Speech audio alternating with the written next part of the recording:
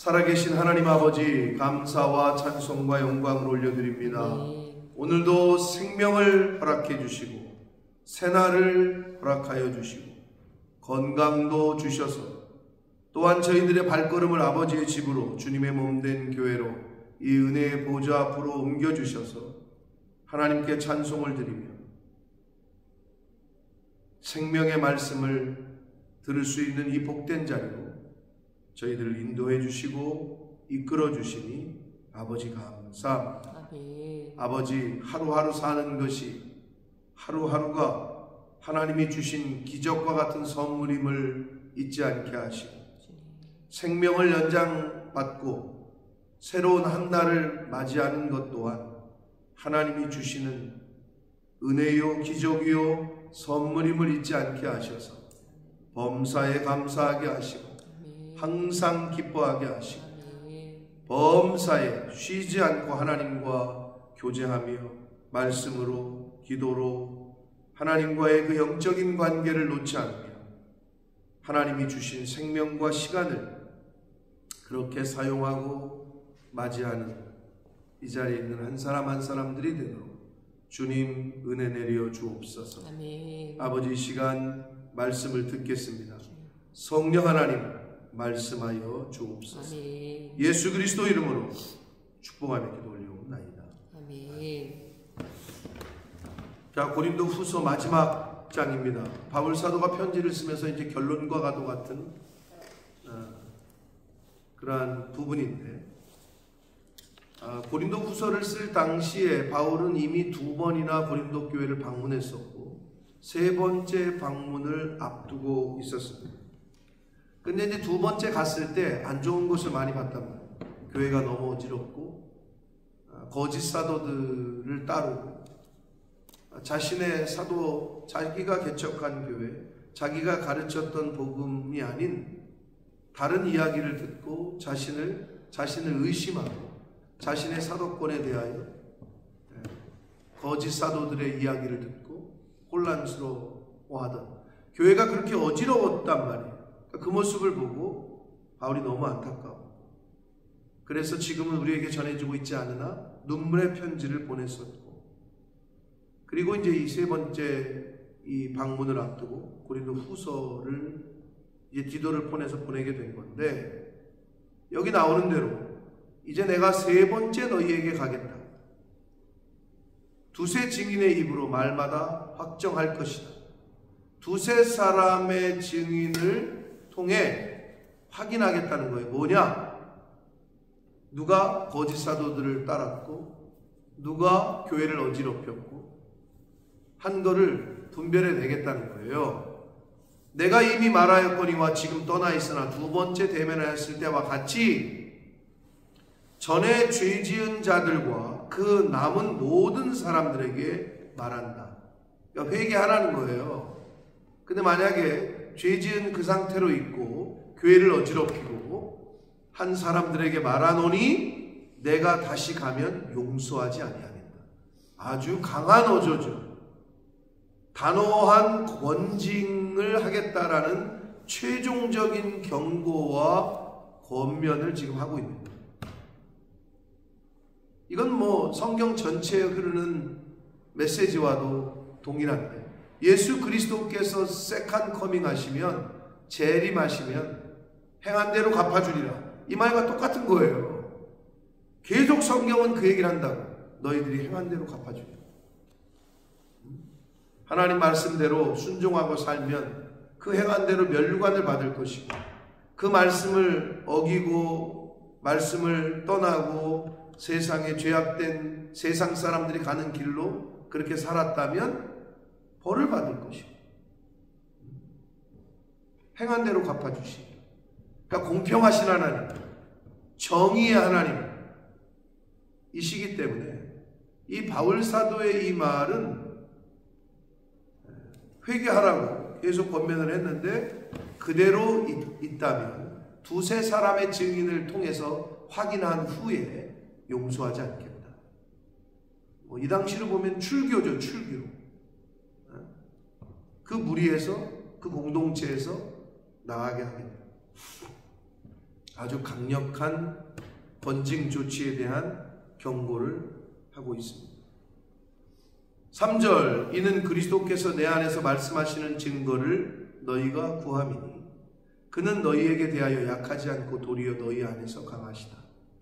4절과 이어지는데 이 말씀, 그리스도께서 약하심으로 십자가에 못 박히셨으나 하나님의 능력으로 살아계시니 우리도 그 안에서 약하나 너희에게 대하여 하나님의 능력으로 그와 함께 살리라.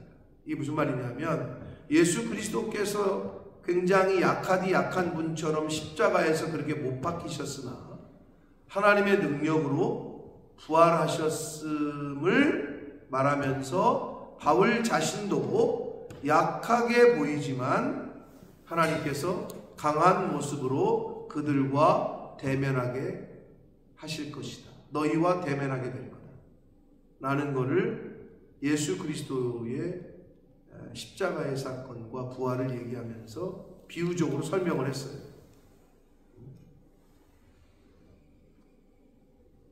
내가 지금은 우리도 바울 사도의 그 선교팀을 말하죠. 뭐 디모데나 디도나 같이 있었던 예수 그리스도 안에서 약하나 너희에게 대하여 하나님의 능력으로 그와 함께 살리라. 그러니까 우리는 앞에서 얘기했습니다만 12장에서 너무나도 유명한 말씀이죠. 내 은혜가 내게 족하다. 내 능력이 약한 데서 온전해진다. 사실 이제 내일 주일 말씀에 이 말씀을 다시 한번 제가 우리 새벽 예배 때 했지만 어제 그제 다시 한번 이 말씀을 가지고 좀 말씀을 함께 나눌 건데 내일 이게 세상 사람들이 모르는 비밀이기 때문에 왜 더 낮아지라고 하시는지, 왜 더 겸손하라고 하시는지, 왜 더 주라고 하시는지, 그게 세상 사람들이 알지 못하는 비밀이기 때문에 그래야 그리스도의 능력이 내게 머물게 되기 때문에 바울이 사도의 이 가르침은 굉장한 비밀을 우리에게 알려주는 것이고 성경 전체의 가르침과도 일맥상통한 가르침이기 때문에 사람들은 더 올라가려고 하고 더 높아지려고 힘쓰고 애쓰고 근데 성경은 우리에게 계속 더 낮아지라고 더 겸손하라고 더 약해지라고 이야기를 한단 말이에요. 왜 그러느냐? 약할 때 강함 되시기 때문에 그렇다는 거예요. 우리가 약할 때 그리스도의 능력이 우리 안에 머물기 때문이다. 이 비밀을 바울은 알았기 때문에 이렇게 말씀할 수 있었던 것이고 그래서 약한 것과 능력과 궁핍과 박해와 곤고 사람들이 제일 싫어하는 거 근데 이거를 자기는 기뻐 안 되잖아요. 그리스도를 위하여. 근데 이제 이게 비밀이기 때문에 자 그래서 이 바울 사도는 지금 13장에서도 이야기합니다. 우리가 그분 안에서는 약하나 너희에게 대하여는 하나님의 능력으로 나타날 거다. 5절 봅니다. 너희는 믿음 안에 있는가? 너희 자신을 시험하고 이렇게 되어 있어요. 그러니까 우리는 항상 교회를 다니는 사람들일지라도 이게 지금 고린도 교회 성도들에게 쓰는 편지잖아요. 그러나 늘 얘기하지만 교회 안에는 이 사람 저 사람 다 누구나 들어올 수 있단 말이에요.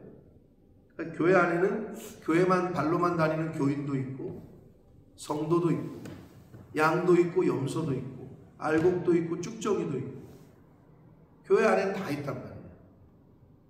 그러면서 지금 하시는 말씀이 항상 믿음 안에 있는가 너희 자신을 시험해라. 이거 늘 우리가 우리 자신을 성경을 통해서 성경이라는 거울을 통해서 우리가 매일 비춰봐야 되는 거죠. 내가 지금 그리스도의 예수 안에 있는가? 십자가의 길로 잘 가고 있는가? 잘못된 좌표로 곁길로 가고 있지는 않는가? 이거를 늘 시험하라는 거예요. 너희가 믿음 안에 있는가 너희 자신을 시험하고 너희 자신을 확증하라. 컨펌 하라는 거예요. 내가 오늘도 예수 그리스도 안에서 살았다. 내가 오늘도 말씀 안에서 살았다. 내가 오늘도 예수의 길에서 벗어나지 않았다. 이거를 매일매일 시험하고 점검하고 확증하고, 이것이 저와 여러분의 신앙생활인 줄 믿습니다. 이거를 매일매일 한다는 거죠. 매일매일. 여러분, 그 공장에서 기계를 돌려도 매일매일 점검한단 말이에요. 왜? 기계가 잘 돌아가고 있는가? 그게 잘 돌아가야, 기름칠은 잘 돼 있는가? 그게 잘 돌아가야 물건을 만들잖아요. 그러니까 우리도 예수 그리스도를 믿는, 또 주님의 제자로서, 부활의 증인으로서, 영혼의 파수꾼으로서 늘 점검하고 나 자신을 시험하고 확증해야 된다는 거죠. 그게 신앙 생활이기 때문에 매일매일 말씀을 보려고 하고 들으려고 하고 하는 이유가 바로 그것 때문에. 근데 이제 매일 말씀을 안 보고 기도하는 자리에 시간을 안 갖고 새벽 예배가 그래서 복인 건데, 전 세계 유일무이한 대한민국 이 교회들에서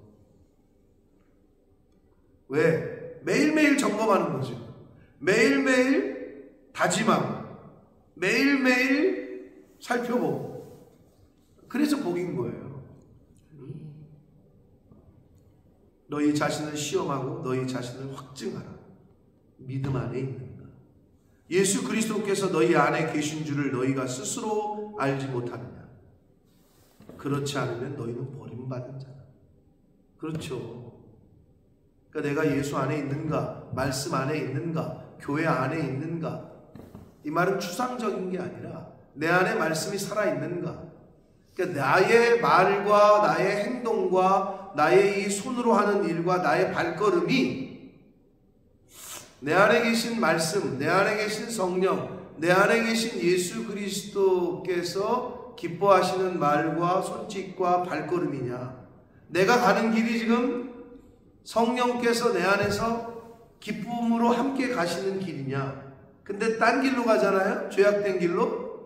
예레미야에서 나오는 하나님의 영이 예루살렘 성전에서 나와서 산 위에 머무르면서 예루살렘 교회와 성을 보면서 슬퍼하셔요. 똑같아. 우리가 만약에 성령이 이 안에 계신데 죄악된 길로 가려거나 행동하거나 말을 하잖아요. 단순해. 성령은 거룩하신 영이기 때문에, 성결한 영이기 때문에 죄와 함께 있을 수가 없어. 그럼 어떻게 돼? 내가 잘못된 길로 가잖아요. 성령이 떠나시겠지. 왜? 성령은 거룩한 영이시고 성결한 영이시기 때문에 같이 있을 수가 없어. 불이 켜지면 어둠이 사라지는, 어둠이 왔다는 건 불이 꺼졌음을 의미하든 똑같은 거예요. 성령이 나와 함께 동행하려면 그 죄악된 길에서 벗어나야 됩니다. 그래야 함께 계시는 거지.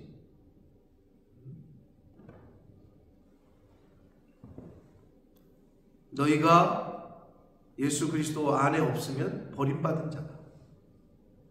6절, 우리가 버림받은 자 되지 아니한 것을 너희가 알기를 내가 바라고, 사도로서 부적격한 자가 아니라는 것을 고린도 후서에서도 계속 강조했잖아요. 왜? 바울이 가짜다. 바울은 사도로서 천거장, 즉 추천서도 없다.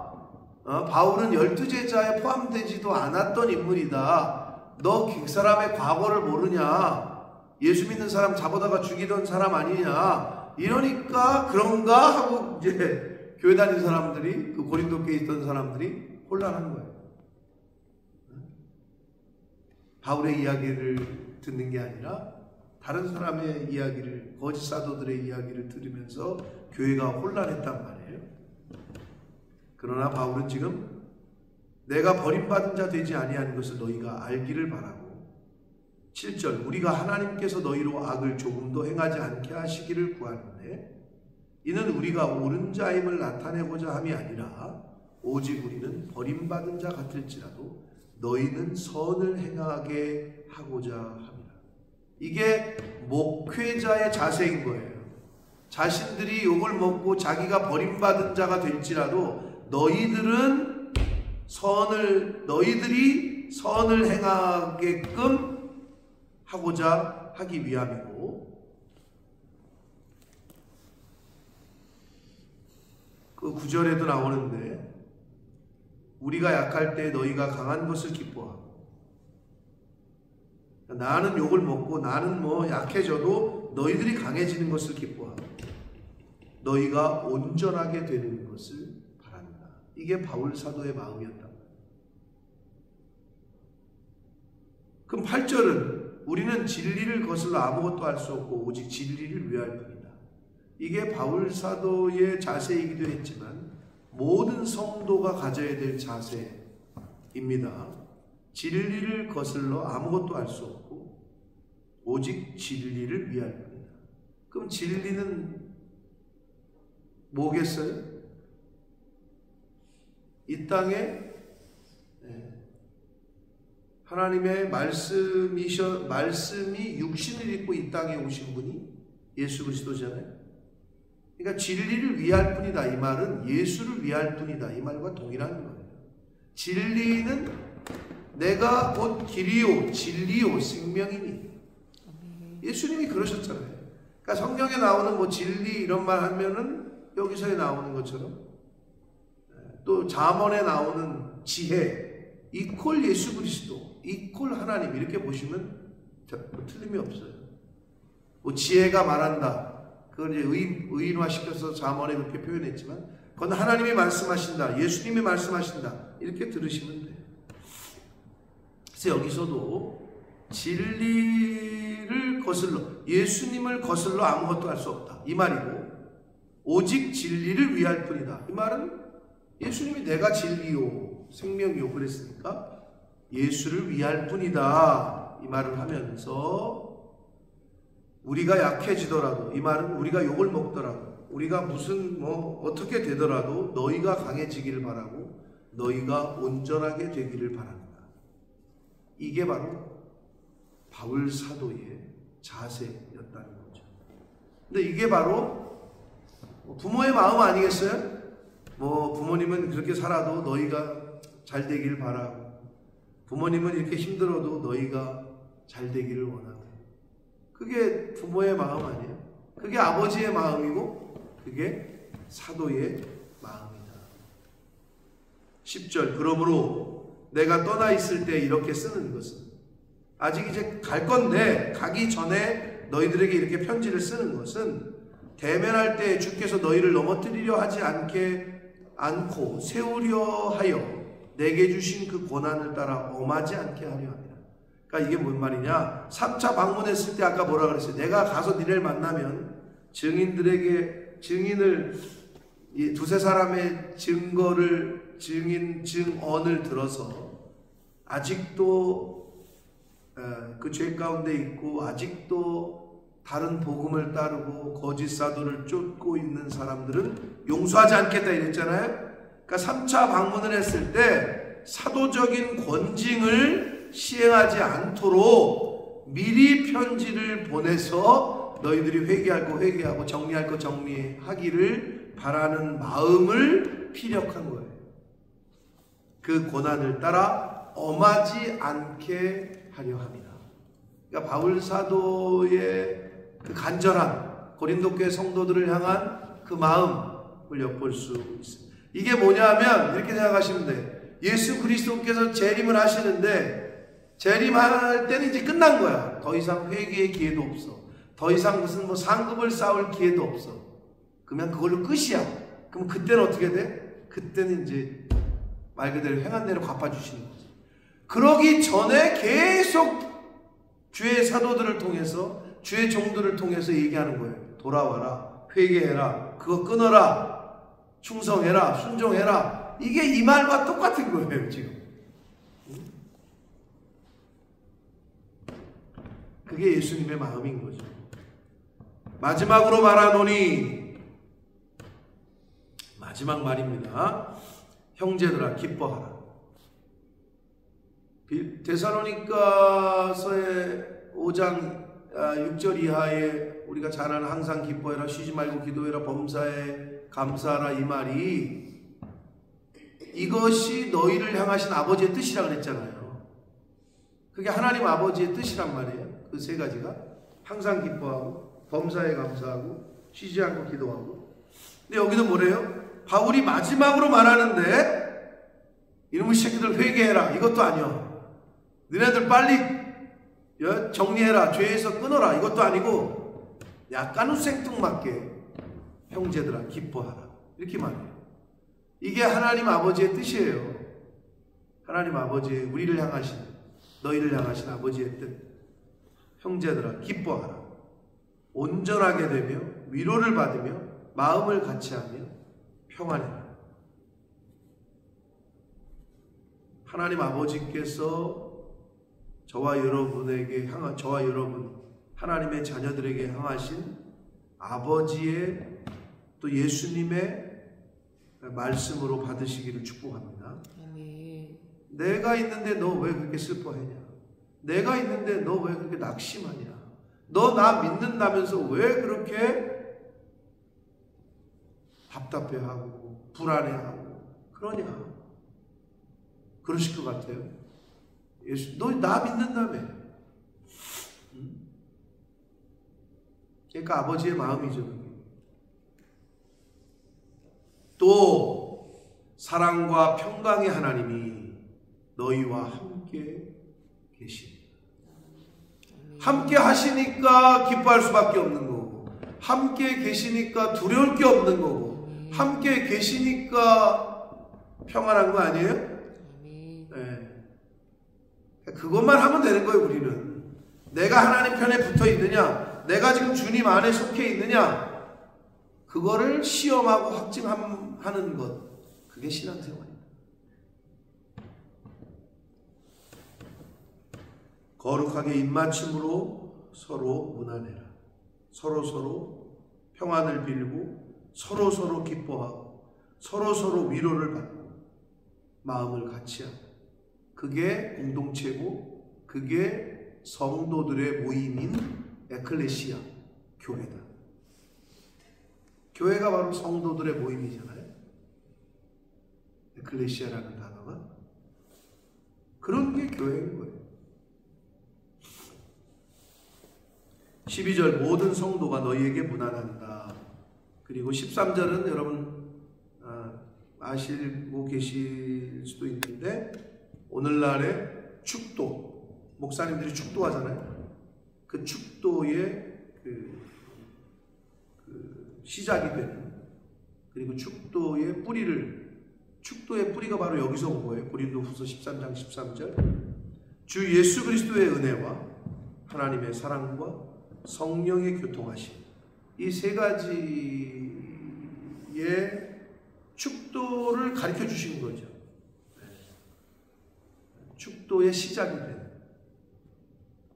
주 예수 그리스도의 은혜와 하나님의 사랑과 성령의 교통하심 너희 무리와 함께 있을지어다 라고 하면서 고린도 후서의 편지를 끝맺고 있습니다. 사랑하는 성도 여러분, 바울 사도의 그 마음, 언뜻 보면, 아니 바울 사도는 뭐 자신이 목사라는 걸, 사도라는 걸 뭐 그렇게 억울했으면 이렇게 많이 피력을 했어, 이런 차원이 아니라는 거죠. 바울이 사도권의 변증을 하는 것은 그런 차원이 아니었다.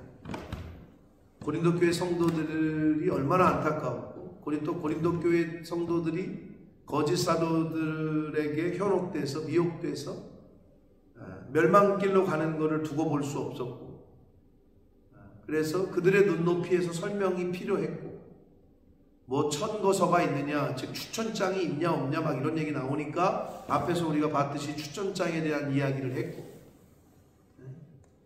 그러면서 유명한 말을 해요. 너희가 바로 우리의 편지다, 너희가 바로 우리의 증거다, 이런 말을 하잖아요. 자, 이 바울 사도의 마음은 곧 하나님 아버지의 마음인 줄 믿습니다.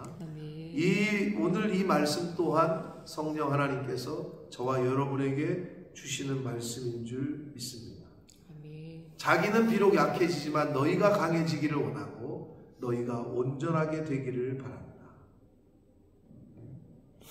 내가 미리 이 편지를 쓰는 것은 내가 직접 대면해서 봤을 때 내가 너희들을 징계하지 않기를 원한다. 이런 마음에서 썼다는 거 아니에요? 하나님이 우리에게 성경을 오늘날 남겨주신 이유는 예수 그리스도께서 이 땅에 다시 오셔서 심판하실 때 상급을 받고 면류관을 받는 존재가 돼야지. 행한 대로 갚아주신다고 했는데 행한 거라고는 죄밖에 없어. 그럼 그거 얼마나 안타까워요. 그러지 말라고 이 편지를, 이 성경을 오늘날 저와 여러분에게 주셨고 읽게 하시고 그 말씀을 듣게 하시는 줄 믿습니다. 그러므로 우리가 항상 기뻐하고 위로를 받고 평안하고 할 수 있는 이유는 여기 나오는 것처럼 사랑과 평강의 하나님이 너희와 함께 계시리라.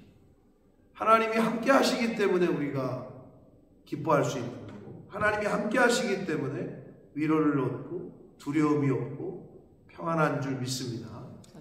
그거를 시험하라고 매일매일 내가 내 안에 예수 그리스도가 계시고 말씀이 내 안에 있나, 내가 하나님 곁에 지금 붙어 있나, 아니면 점점점 멀어지고 있나, 이것만 시험하고 매일매일 확증하라. 믿음 안에 이 말은 예수 안에 이 말이고, 믿음 안에 있느냐, 예수 안에 있느냐, 하나님 안에 있느냐, 교회 안에 있느냐, 이거를 늘 시험하고 확증하라. 이 말씀을 기억하시고 오늘 하루도 주님 안에, 말씀 안에 거하시는 저와 여러분이 되시기를 예수 그리스도 이름으로 축복합니다. 살아계신 하나님 아버지 감사합니다. 오늘도 생명을 연장시켜 주시고 새로운 한 날을 허락하셨습니다. 아버지, 하루하루 맞이하는 것이 당연한 것이 아니오 하나님의 은혜인 줄 믿습니다. 조금 후에 우리를 부르시거나 오늘이 가기 전에 우리가 하나님 앞으로 가는 것, 이것이 놀라운 것이 아니라 어찌 보면 당연할 수도 있는 일임을 깨닫게 하시고, 이 땅에서 하루를 더 살게 하시는 이유는 하나님이 기뻐하시는, 하나님을 기쁘시게 하는, 또 이 땅에서 하나님의 말씀대로 충성하고 순종하여 면류관을 얻게 하시기 위해서 회개할 기회와 하나님의 말씀을 이루어가고 하나님의 나라와 영원 구원에 조금이라도 쓰임받을 수 있도록, 이 땅에서 우리가 상급을 쌓을 수 있도록 기회를 주시는 것임을, 은혜를 주시는 것임을 깨닫고, 아버지, 하나님이 주시는 생명과 시간과 건강 있는 날 동안에 하나님을 기쁘시게 하는 그러한 삶을 사는 제가 되게 해주시고, 이 자리에 있는 새벽 성도들과 이 말씀을 듣는 한 영혼 한 영혼들이 되도록 주님 은혜 내려 주옵소서. 예수 그리스도 이름으로 축복하며 기도드립니다. 아멘.